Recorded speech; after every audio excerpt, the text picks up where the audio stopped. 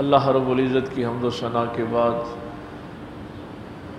کہ جو اپنی ذات کے اعتبار سے بھی یکتا ہے اور صفات کے اعتبار سے بھی یکتا ہے، اللہ کا کوئی شریک نہیں، وہی اس کائنات کا خالق اور معبود برحق ہے۔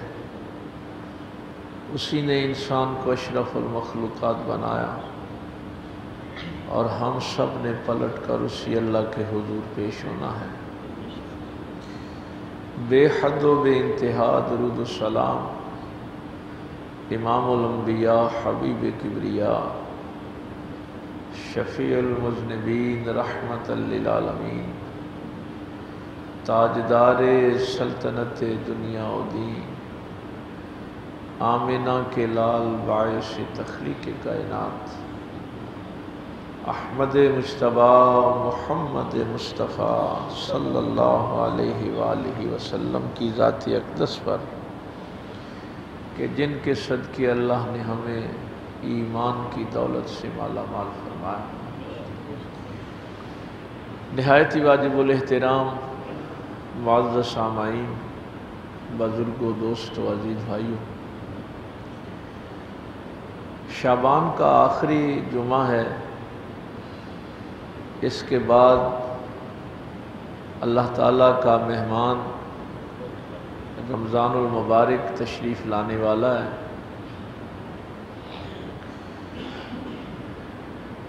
اس کی عزت اور عظمت اللہ تعالیٰ نے قرآن کریم میں بھی بیان فرمائی اور میرے اور تمہارے آقا و مولا سرکار مدینہ صلی اللہ علیہ وسلم نے بھی بیان فرمائی۔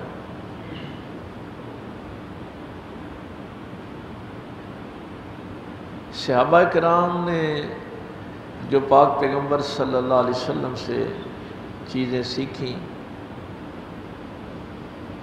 کہ نبی پاک صلی اللہ علیہ وسلم باقاعدہ اس مہینے کا استقبال فرمایا کرتے تھے۔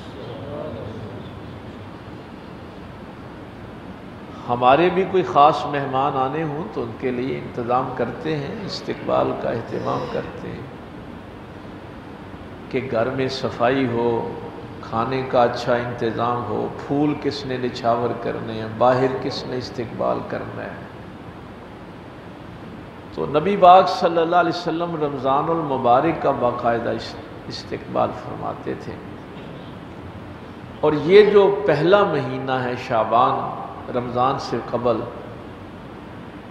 اس پورے مہینے میں استقبال کی تیاری فرماتے تھے۔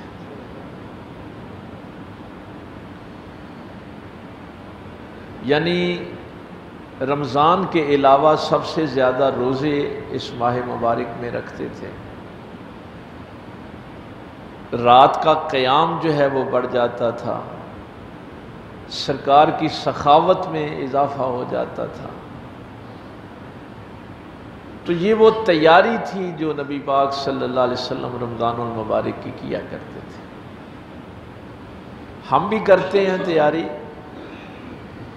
لیکن ہماری تیاری ذرا اور ہوتی ہے۔ ہم کہتے ہیں کہ پکوڑیاں واسطے کنا کو سامان کٹھا کرنا ہے، سموسیاں واسطے کنا کو کٹھا ہونا چاہیے، اور یہ بڑی عجیب بات ہے کہ صبح سے لے کے صبح صادق سے غروب آفتاب تک آپ کو بھوکا پیاسا رہنے کی ایک مشق کروائی جاتی ہے، اور اگر شام کو اتنا کھا لینا ہے تو پھر وہ سارے کا سارا بے فائدہ ہو جاتا ہے۔ بلکہ اس سے آگے بڑھ کے جو بات ہے کہ جو مسلمان رمضان المبارک میں بد ہضمی کا شکار ہو جائے، اس کو کیا پتا کہ رمضان المبارک کیا ہے؟ نہیں، رمضان کو اس لیے تو نہیں آیا تھا۔ نبی پاک صلی اللہ علیہ وسلم کی افطاریاں ہم دیکھتے ہیں، ایک کھجور کے ساتھ، ایک پانی کے گھونٹ کے ساتھ، کوئی لمبی چوڑی کوئی فہرست نہیں نظر آتی۔ سادہ سا کھانا جو ہے وہ سرکار کے دسترخوان پہ نظر آتا ہے۔ پھر ہمارے ہاں افطاریاں ان لوگوں کو کروائی جاتی ہیں جنہوں نے روزہ رکھا ہی نہیں ہوتا۔ کسی غریب تک حقدار تک پہنچنے کا معاملہ ہمارے پاس نہیں۔ اللہ تعالیٰ نے تو اس کی اہمیت یوں بیان فرمائی کہ اے ایمان والو،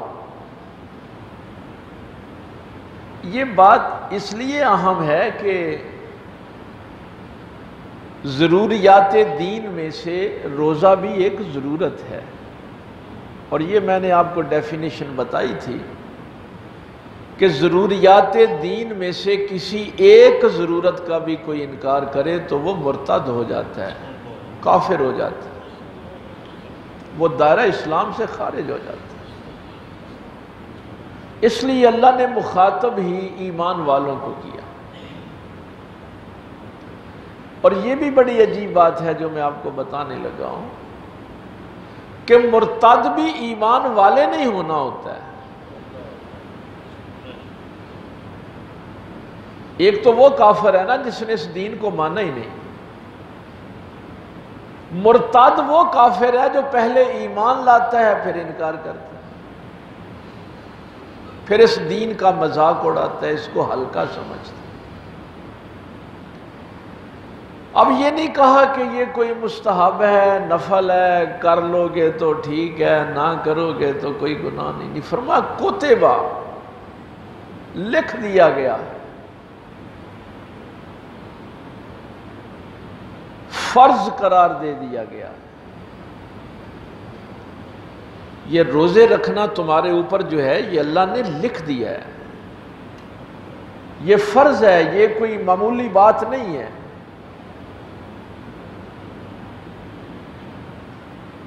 تم سے پہلے بھی لوگوں پر ہم نے یہ روزے فرض کیے تھے، یہ نہیں ہے کہ یہ ہم بشک تمہیں ہی کروا رہے ہیں، پہلی امتوں پہ بھی فرض تھے۔ یہ کام ہم نے فرض کیوں قرار دیا ہے، اس پہ اتنی اہمیت کیوں ہے؟ لعلکم تتقون، ہو سکتا ہے شاید تم تقوی اختیار کرو، متقی بن جاؤ۔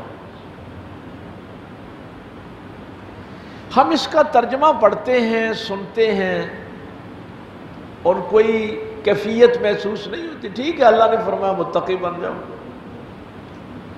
اور ہم کیا کریں گے؟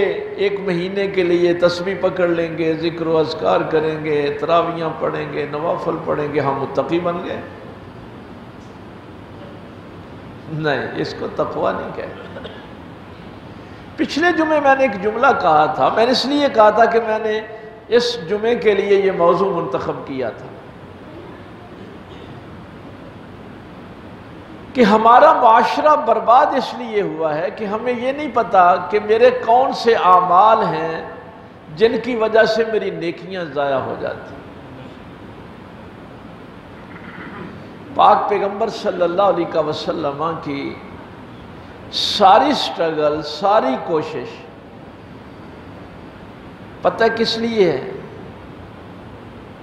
کہ ہماری آخرت بہتر ہو جائے۔ نبی پاک کے پیغام کا جو بنیادی مقصد ہے وہ ہماری آخرت ہے، کہ یہ دنیا ختم ہو جانے والی ہے۔ تم اپنی آنکھوں کے سامنے دیکھتے ہو، کسی کی دولت کسی کو نہیں بچاتی، کسی کا منصب نہیں بچاتا، کسی کا خاندان نہیں بچا سکتا، اولاد نہیں بچا سکتی، مرنا ہے۔ مرنے کے بعد کی زندگی ہمیشہ کی زندگی ہے، آخرت کی زندگی میں موت نہیں ہے۔ تو میری وہ زندگی جو ہے وہ بہتر ہو جائے۔ اب ایمانداری کے ساتھ جواب اپنے پاس ہی رکھنا ہے۔ میں بھی اس سوال پہ غور کروں، آپ بھی اس سوال پہ غور کریں۔ ہم میں سے کتنے لوگ ہیں جن کی یہ کوشش ہے کہ ہماری آخرت بہتر ہو جائے؟ تو جب میری طلب ہی نہیں تو میں کوشش کیوں کروں گا؟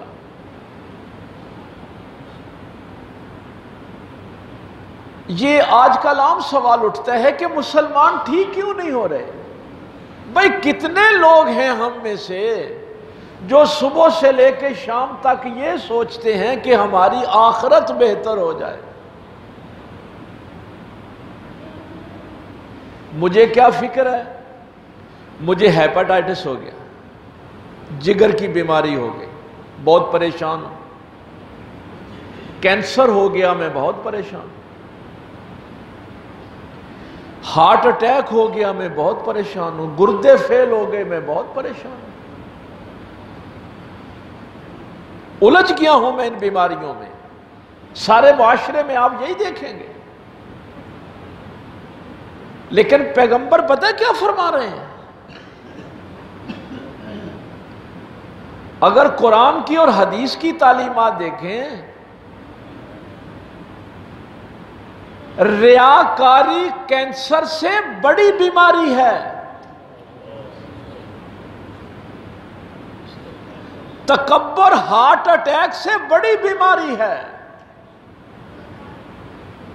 خود پسندی ہیپاٹائٹس سے بڑی بیماری ہے.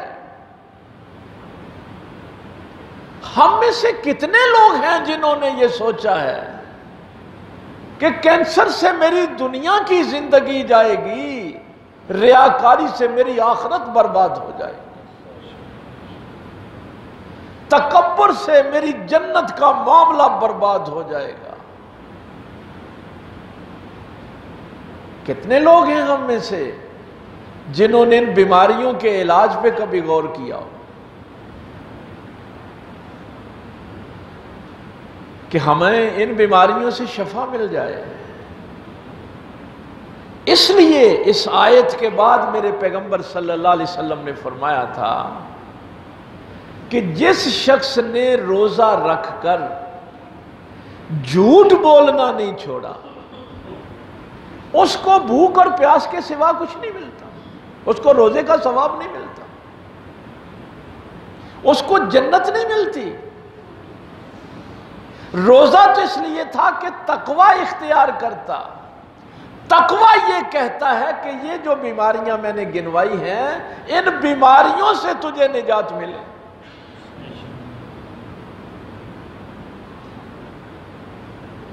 اب جب ہم ان بیماریوں سے یہ محسوس ہی نہیں کرتے کہ ہماری آخرت برباد ہو جائے گی، ہماری قبر، کیونکہ آخرت ہمارے سامنے ہے ہی نہیں نا. وہ تو میرا مسئلہ ہی نہیں ہے کہ میری آخرت کا کیا بنتا ہے. تو جب میری طلب ہی نہیں ہوگی کہ میری آخرت ٹھیک ہو، میں ان بیماریوں کو کیوں ٹھیک کرنا چاہوں گا؟ میں تو ڈاکٹر کی فیس بھروں گا 3000 بھی اس لیے کہ میرے دل کا معاملہ، دل میری اس زندگی کو برباد نہ کر دے گئی. تو جس بات کی ہمیں فکر ہے اس کے لیے ہم پیسہ بھی خرچ کرتے ہیں، سارے کام کر رہے ہیں. تو پہلے یہ سوچنا پڑے گا کہ مجھے جس کام کے لیے میرے نبی نے مجھے تیار کیا ہے کہ تو نے تیاری آخرت کی کرنی. ایک مثال میں اکثر آپ کو دیا کرتا ہوں. یہ کھجور کے پتوں کی چٹائی، میرے پاک پیغمبر صلی اللہ علیہ وسلم نے قمیص اتاری ہوئی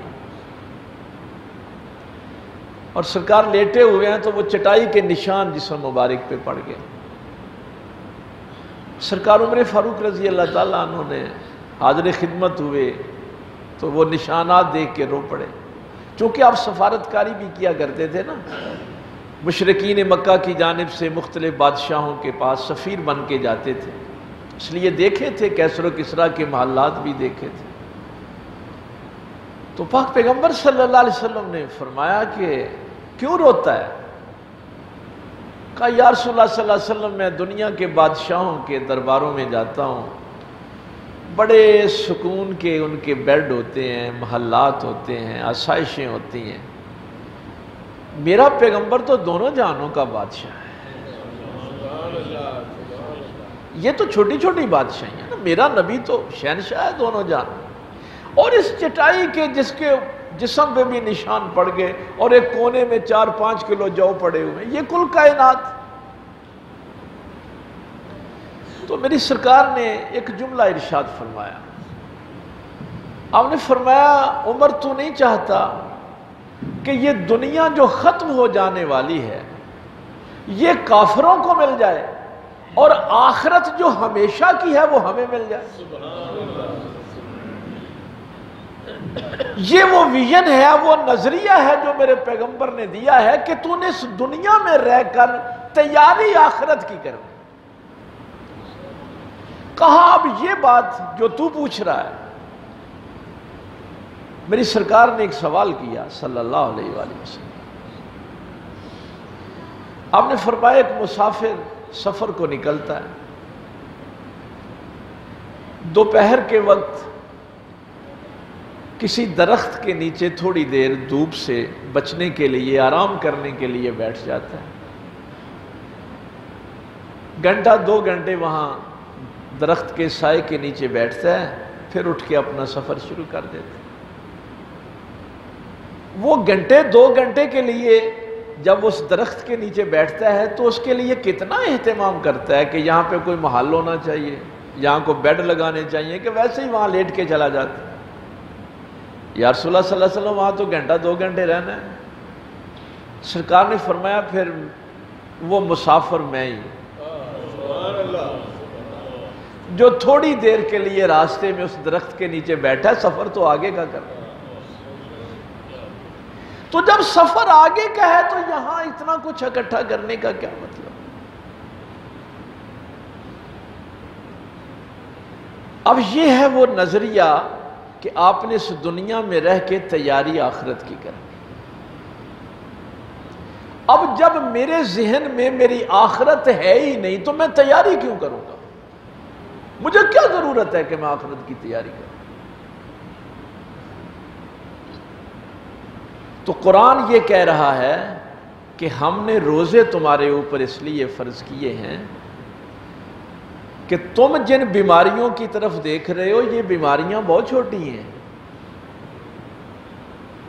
میں جب صحابہ کرام کی تاریخ کو پڑھتا ہوں، تابعین کی تاریخ کو پڑھتا ہوں، اپنے اولیاء امت کی تاریخ کو پڑھتا ہوں، آپ جب ایک دوسرے سے ملتے ہیں تو پوچھتے ہیں نا کیا حال ہے، اس کا کیا مطلب ہوتا ہے کہ تیری صحت دا کی حال ہے یا تیرے کاروبار دا کی حال. 2 ہی باتیں ہوتی ہیں. لیکن صحابہ کا یہ مطلب نہیں ہوتا تھا. آج میں نئی بات آپ کو بتاؤں. صحابہ کرام جب ایک دوسرے کو ملتے تھے تو ان کا یہ مطلب نہیں ہوتا تھا کہ تیری صحت یا تیرا کاروبار یا نہیں، یہ چیزیں تو بالکل نہیں ہوتی تھی. میں نے اپنے بزرگان دین کی جو تاریخ پڑھی ہے ان میں بھی یہ بات نہیں ہوتی تھی. وہ جب کسی کو خیریت پوچھتے تھے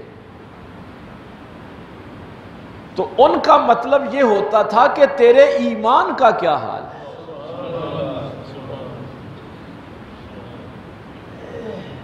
تیرا جو اللہ سے تعلق تھا اعمال صالحہ کا تیرا کیا حال ہے.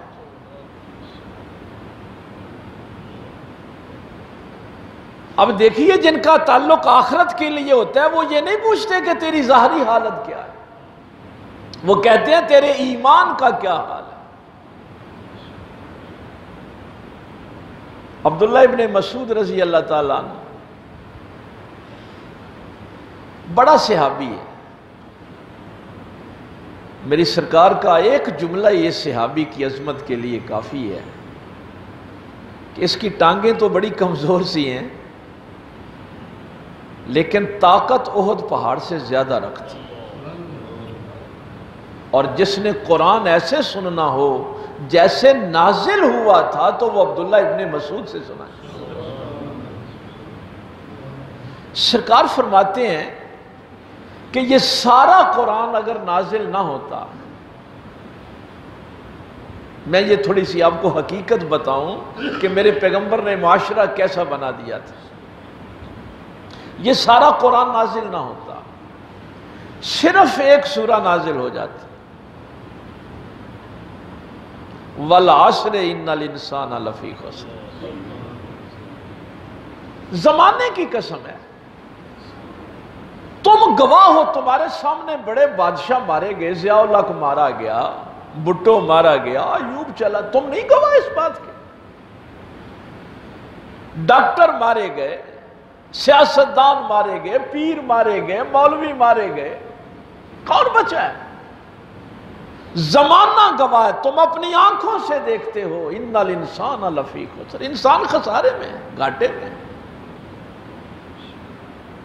لیکن سارے نہیں، الا الذین آمنوا وعملوا الصالحات، جو لوگ ایمان لائے اور پھر نرا ایمان ہی نہیں لائے، اس ایمان کے مطابق نیک عمل کیے، وَتَوَاصَوْا بِالْحَقِّ وَتَوَاصَوْا بِالصَّبْرِ۔ میں نے اس دن بھی کہا تھا کہ یہ نہیں کہ انڈیا نے کو بم مارا ہے، ہم زخمی ہو گئے تو ہم صبر کر رہے ہیں، امریکہ نے بم مارے ہیں تو ہم صبر نہیں، قرآن اس کو صبر کہتا ہی نہیں ہے۔ قرآن کہتا ہے کہ صبر کیا ہے، وَتَوَاصَوْا بِالْحَقِّ،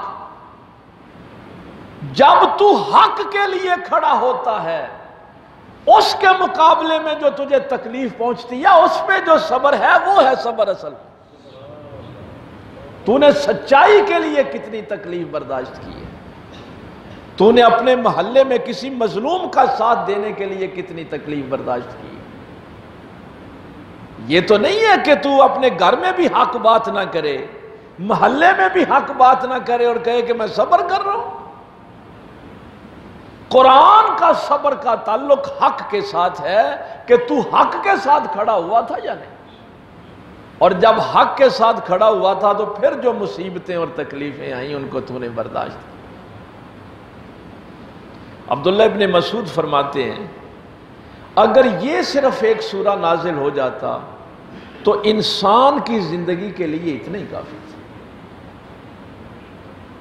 کہ انسان ہر وقت گھاٹے میں ہے، سوائے ایمان والوں کے، عمل صالح کرنے والوں کے، حق کے ساتھ دینے والے اور صبر کرنے والے۔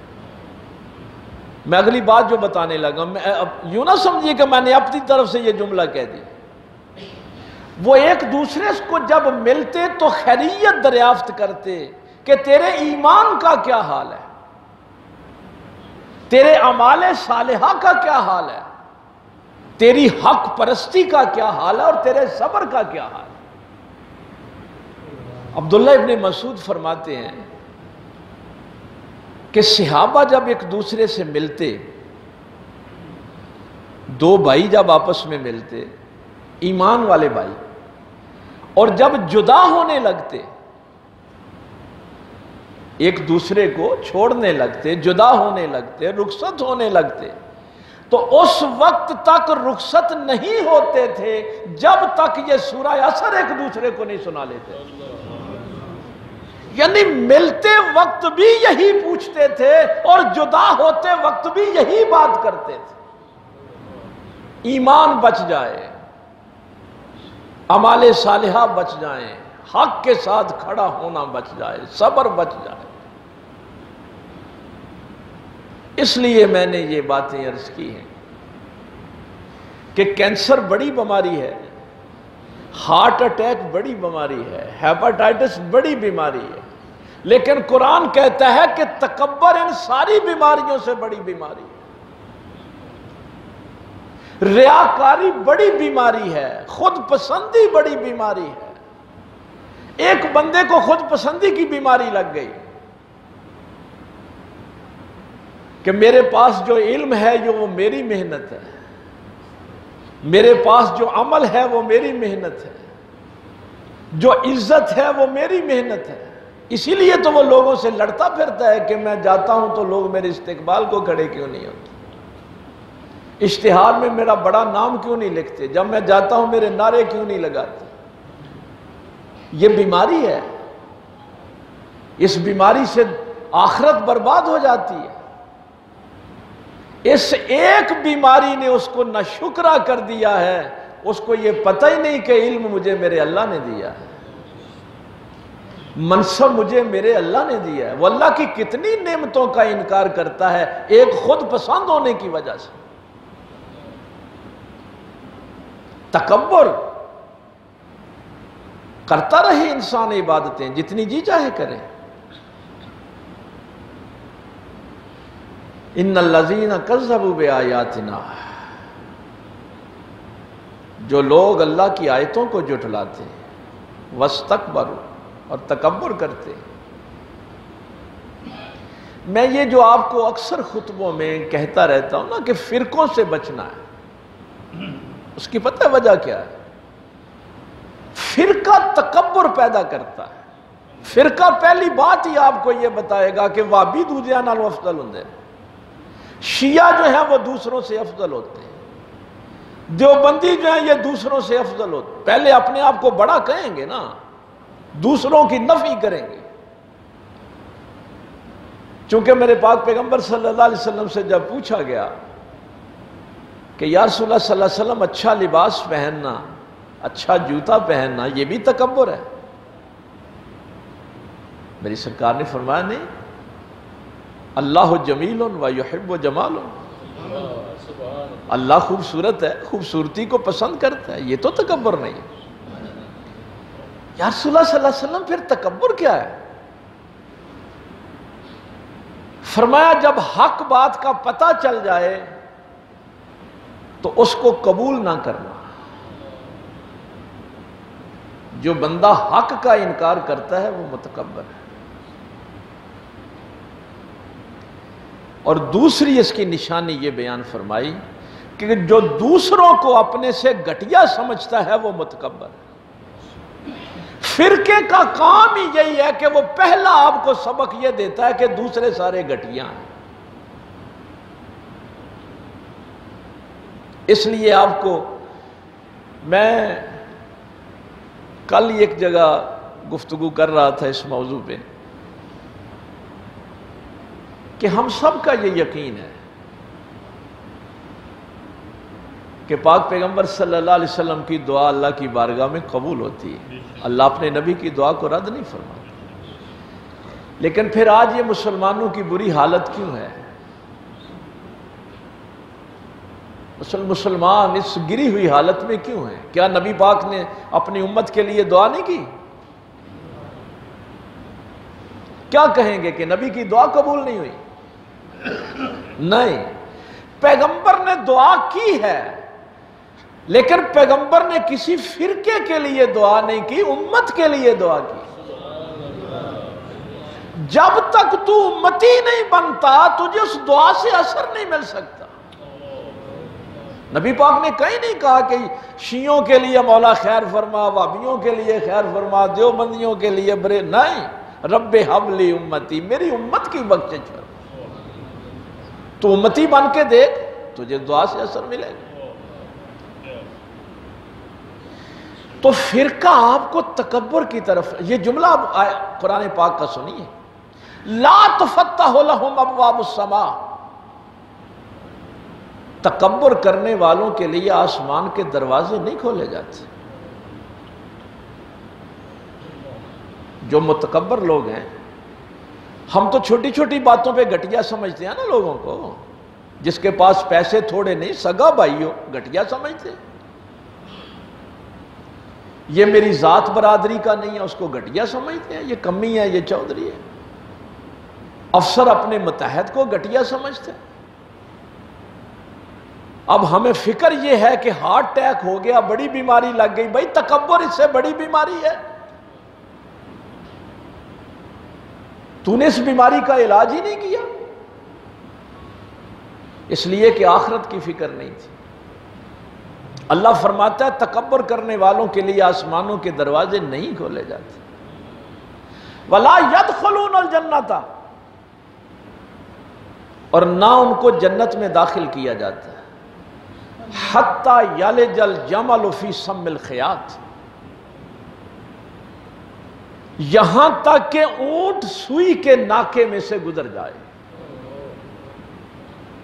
اللہ نے مثال یہ دی کہ کتنا مشکل ہے، محال ہے نا سوئی کے ناکے میں سے اونٹ کا گزرنا.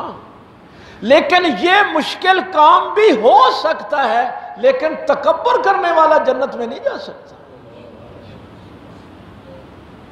اب میری نمازیں برباد کر دیں تکبر نے، میرے روزے برباد کر دیے،